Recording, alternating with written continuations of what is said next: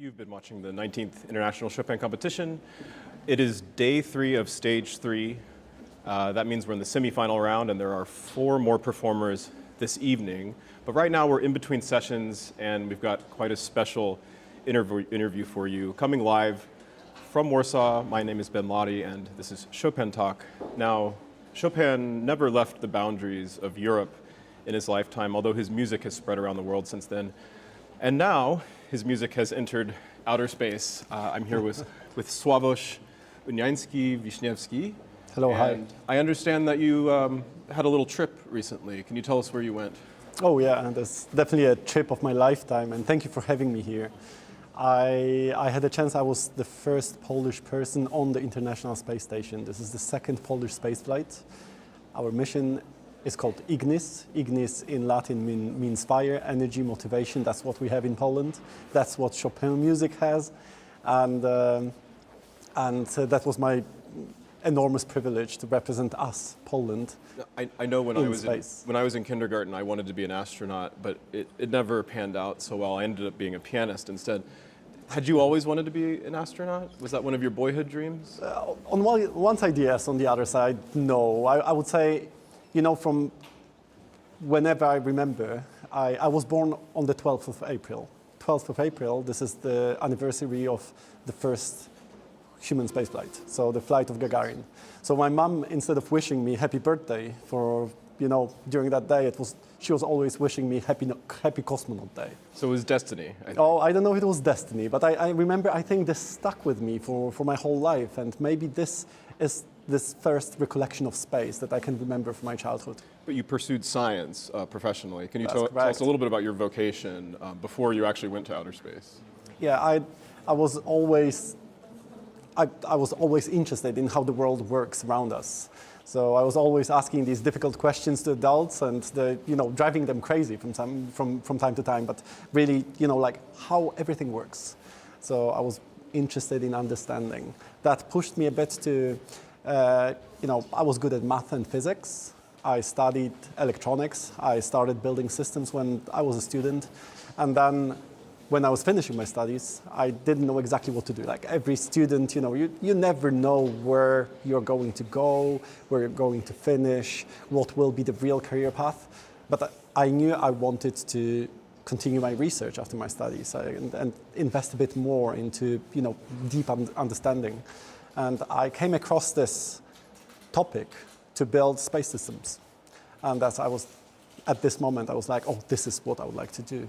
I was building electronic systems, but, building mobile phones or computers for the general public, that was not as inspiring to me as building satellites. And I think this is my love with space started then. And I followed the previous selection for astronauts from Europe. The European Space Agency selects astronauts every couple of years, couple tens of years. So the previous selection was in 2008, and it took 14 years for the next selection, my selection of 2022. And these were 14 long years of building my profile and building my expertise. So during that time, you had as a dream to go to space, not just to study the systems in outer space. You wanted to get up there. Yeah, I was building systems, and some of my systems for my PhD are flying in space on our low Earth orbit. And then since the selection of 2008, I was like, I would like to try whenever, maybe it will be possible in my lifetime. Maybe Europe is going to select the next group of astronauts, and I tried to be the best candidate possible. So you went up there, did you exit the spacecraft? I did not. I didn't have a chance to go on a spacewalk. I had to stay within the space station. But you were able to observe and sort of study some of your own systems that were active up there. So actually on the station, I don't have any of my systems installed. They are flying on different satellites. On the other hand, we did install some of Polish systems on the International Space Station during my mission. When you close your eyes, what do you see? What do you remember from being up there? What's the sort of first vision that really stays with you?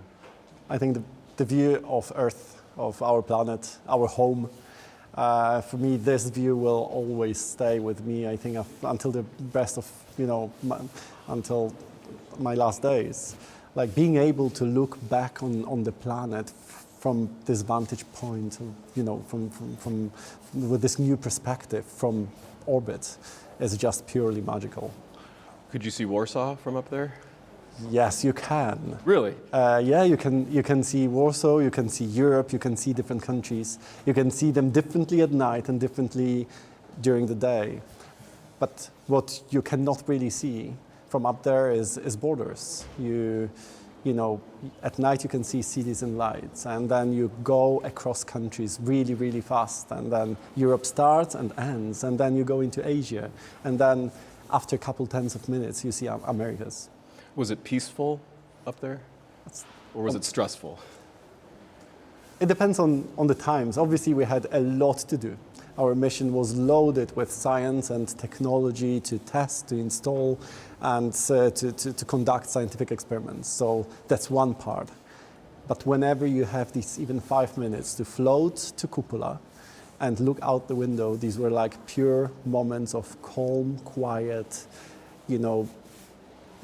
emotional moments. It must have taken a lot of just preparation, training, concentration, a lot of pressure to go up there, and maybe even some fear. I mean, it feels dangerous to me to leave the planet. There's 84 pianists committed to something quite, well, I don't know if it's the same thing, but at least there are parallels in terms of just how much pressure and time and decades of work and focus it takes to get here. I don't know how much you've been following the Chopin competition, but could you draw any parallels between just what it's like to dedicate yourself to something singular up beyond the clouds and maybe what a pianist might be feeling down here on Earth?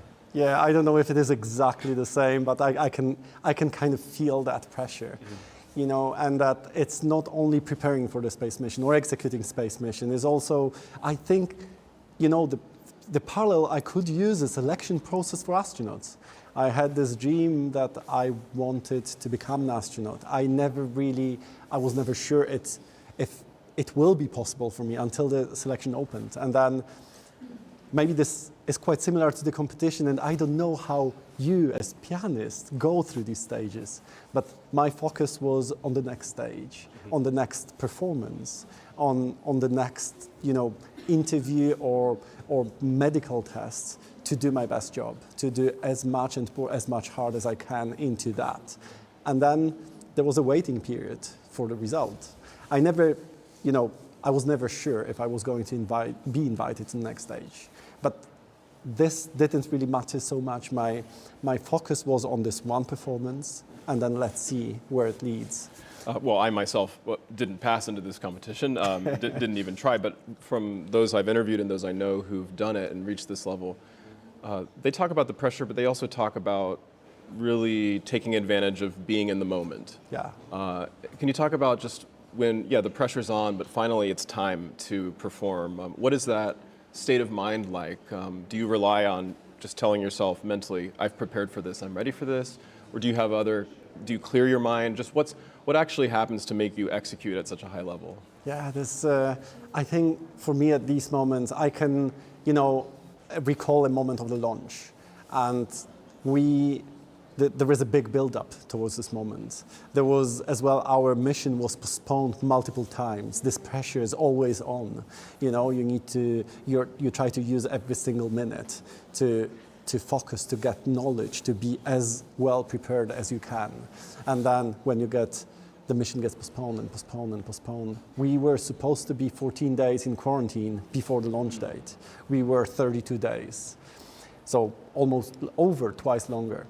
But then, on the launch pad, you never know if you are going to launch, because from time to time there are certain hiccups, there are certain technical problems. And this what happened during our launch as well. And then I remember this moment on 37 minutes to our launch. We got a green light and we got a decision. We will go forward, we fill up the rocket, and probably we'll go. And so it's finally happening. There must have been a rush. Yeah, for your and body. at this moment I had to come back with all my emotions from already a relaxed state, because I didn't think it was going to happen that day. And what happened at this moment, I needed to go through all my emotions, and I knew this is the moment of focus, of using all my expertise, all knowledge that I gained, and be, focused only on this one goal on our launch, and then later on the next steps. You're giving me chills. Were you sitting sort of backwards or upside down waiting Yes, for this? Like when you launch, it's straight up, I imagine, right? So the rocket is straight up, and you launch straight up. The astronauts are lying on their backs, Right. looking up into the sky. then you feel the lift into your back. Yes. And then you're looking up at where you're going. That is correct. Did you have a window? We did have 2 small windows, but when you start to launch and you build up, The G-forces. must exactly, be G-forces enormous. and loading. You it's can't really, even move, Yeah, right? it's Yeah. so difficult to lift your head to look out the window.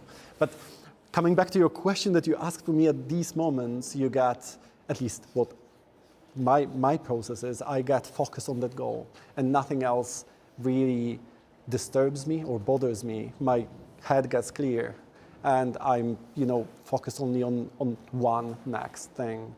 I know exactly from this thing where we can go. It can go in 3 or 4 different parallel paths, and I will focus on the knowledge to choose the best paths to go forward. What you're describing, I think, is very much a parallel with how a pianist feels. The sense of focus, but also possibility and being ready for anything. We've got a few pieces of memorabilia here, and could you tell us a little bit about them? These objects have actually been to outer space with you, is that right? This is correct. Actually, the object that we are holding here, that's basically the notes of Chopin. They were with me in space. I could take them to Cupola, to our window, and I could take a couple of pictures. So that was this big moment of, I can see you're analyzing what exactly piece that is. It's interesting. It looks like is this a mazurka or? Yeah, it's a mazurka, right? Exactly. Part of, As you can see, like here, you will have. Yeah, it's part of the A flat major. Yes, that is correct. Amazing. And then the second thing is, this is the certificate that proves that these nodes were with me in space. At the bottom, you can see the patch of our mission. The mission patch is the big history of space. Each mission has its own patch. And our Polish mission was called Ignis. Ignis means fire.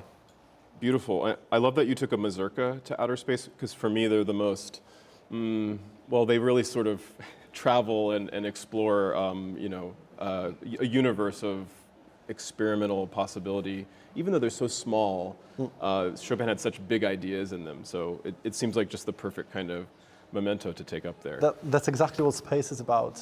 We cannot lift too much mass because each kilogram, each gram costs quite a lot. But a small thing that you can experiment with, and that's exactly what we do on the These station. might have been too big to take up there. Probably. Did you listen to any music up there? I have been asked this question just a couple of minutes ago, and unfortunately, I did not have a chance to listen to music because of the workload. Every single day, there was so many new things and technology and scientific research that I had to conduct, but I was listening to the sounds of station.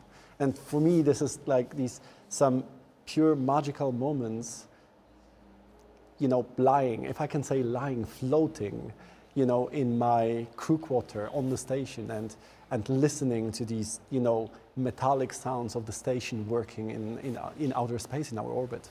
What kinds of sensations did you notice that were different from being on Earth? When you're listening, like, are vibrations different? Do they sort of hit your ear in a different way? Like, what was that experience like? In general, the whole environment is quite noisy. One thing that you listen to quite a lot is the ventilation systems. These ventilation systems allow us to breathe, not to build up our own CO2 and stay with that. Mm-hmm. But also, the sounds, one part of the sounds is really these metallic sounds of the station. If you can think about this, you're lying in one of the modules or floating in one of the modules, and there's a couple of millimeters of aluminum that separates you from outer space. Outside, there is a vacuum of space. This is the place where there is no sound that can propagate. And then you have this shell that on the dark side of the station, it can be negative 200 degrees Celsius. And then on the sunny side, it can be positive 100 or 150 degrees.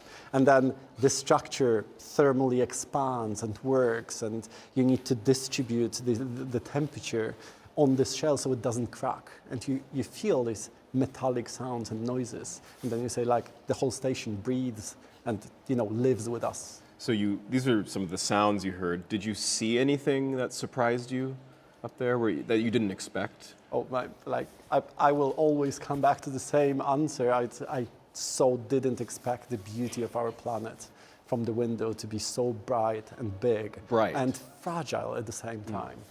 Did it look like it was just like, why isn't it falling down? It's just floating. or did it seem like this is exactly how it should be? I mean, it must have been so surreal to actually see it and not just see a picture of it. Yeah, I remember that moment where, on purpose, I decided to go to bed quite late. It's just because I wanted to spend some time in Cupola. And that was 90 minutes. That's all it takes to go around the world, 90 minutes. And then, with this speed, the crazy speed. How fast is it? It goes 28,000 kilometers an hour. So I don't know, like 17,000 miles an hour. And, in 90 minutes around the globe. And you don't feel that speed. You don't feel that speed. Actually, what is interesting is, you have the gravity that would like to pull you down, as you said, but you have this, centrifugal force that, once... Keeps you in orbit. Exactly, keeps you in orbit. So all these forces, they are in equilibrium, and then you float in space. Did you ever have the sun come into your window and you had to oh, yeah. put sunglasses on, or? Yeah, so you have sunglasses and you have also night glasses in Cupola. Mm-hmm. And on the other hand... Why night glasses? To see better? Oh, no. So night glasses is quite interesting because, on the ground here we use lasers, laser pointers. These laser pointers, they make it through the atmosphere and to outer space, and you can get hit in the eye, like in the classroom. An astronaut can get hit in the eye in Cupola on the space station. Oh, wow. So you never know what might be beaming up. That is correct. From Earth. That's fascinating. Well, we are at the Chopin competition. Did you ever take piano lessons or music lessons, or was that ever part of your early childhood experience? So when I was a kid, I was a couple of years old, my brother, he was playing piano. So he was playing the piano and we had a grand piano at home and I was playing the violin. And I remember we had this small concert, like 20 minutes, violin and piano playing for the whole family. And it was such a long time ago.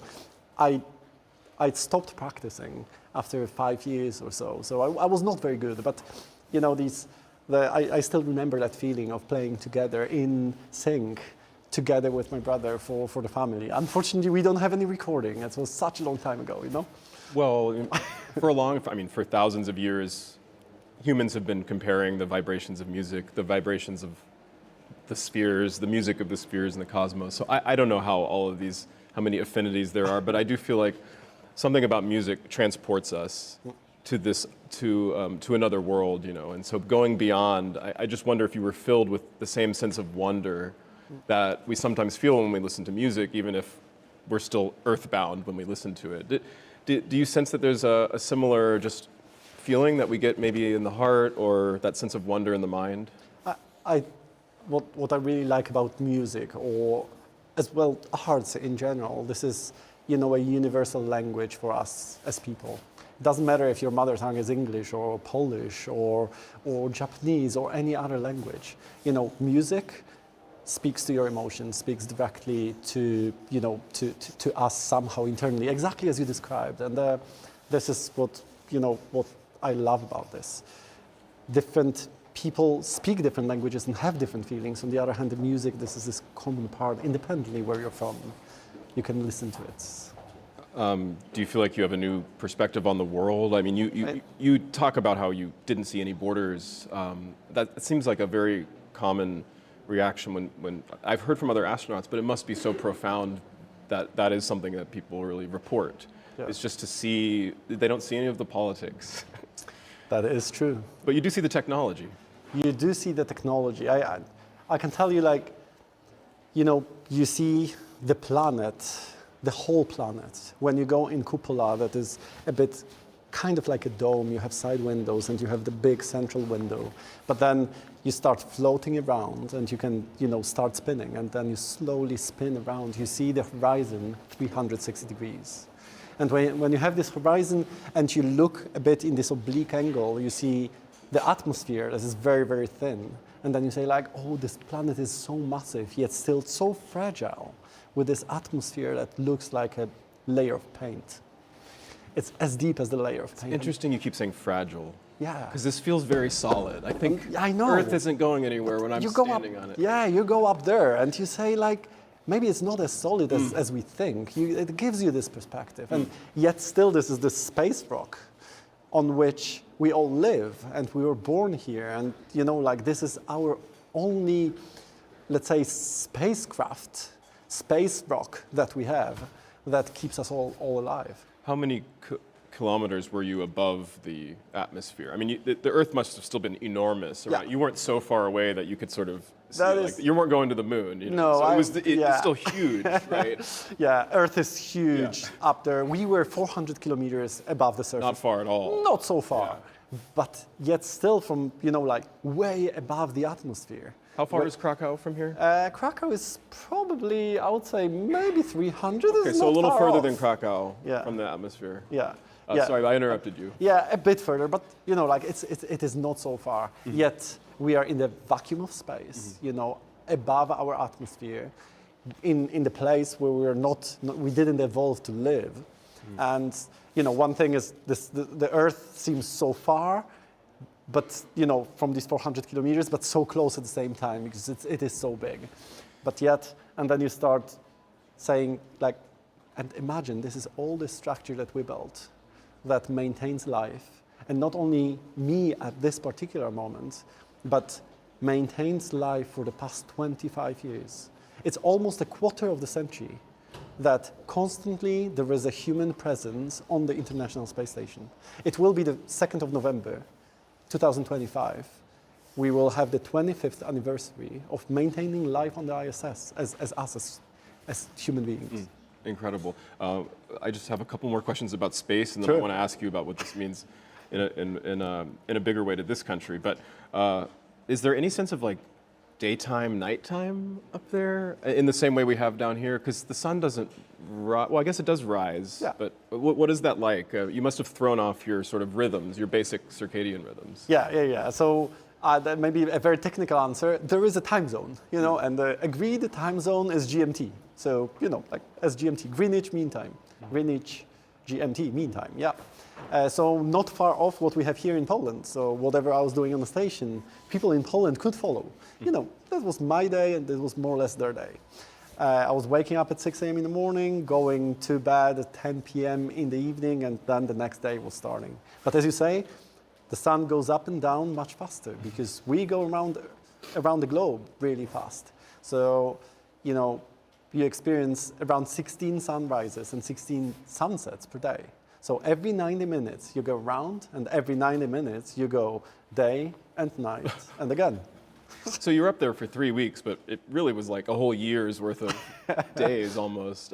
Did you have any sense that it had been a week or 2 weeks?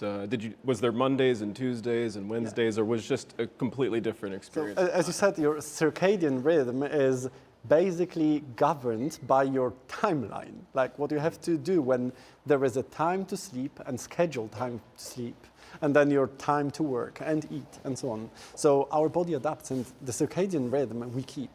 What is a bit more complicated, in the evening, 10 p.m., or I was putting the alarm clock for 2 a.m. in the morning because we were going above Poland and I wanted to see it. Then I was floating, to see back, to look out the window, and it was a full bright daylight. That was killing my melatonin. It was more difficult to fall asleep. But outside of that, we all are used to 24-hour day, let's say, day rhythm that we also maintain in space. I hope you ate well up there. Did they have a kebab stand or anything for you? No, we couldn't order anything, unfortunately. No, Uber Eats doesn't come to... No, Uber Eats doesn't come. On the other hand, the menu was... Maybe in 10 years or so. Yeah, maybe. Yeah. The menu was quite generous, so we had so many different dishes from NASA, but also we brought some of our national dishes as the international crew, just to share with other colleagues astronauts. Well, Sławosz, this has been extraordinary. I wish we could continue the conversation longer, but it's been a real privilege to talk about outer space here at the Chopin competition. Turns out there's a lot more connections than you might have thought, and just there must be so much pride in Poland in having an astronaut go for the first time, what, 50 years or so? Almost 47 years. And actually this anniversary of 47th anniversary of the first human spaceflight Polish flight was when I was in orbit. Amazing. So stay with us. We've got one more evening session here in stage 3 of the 19th International Chopin Competition. 4 more performers tonight, and then we'll be waiting for the results, just like Sławosz was waiting for his results to hear that he would become an astronaut. So maybe one of these pianists will make it to the next layer of atmosphere coming soon. So stay with us and enjoy the music tonight.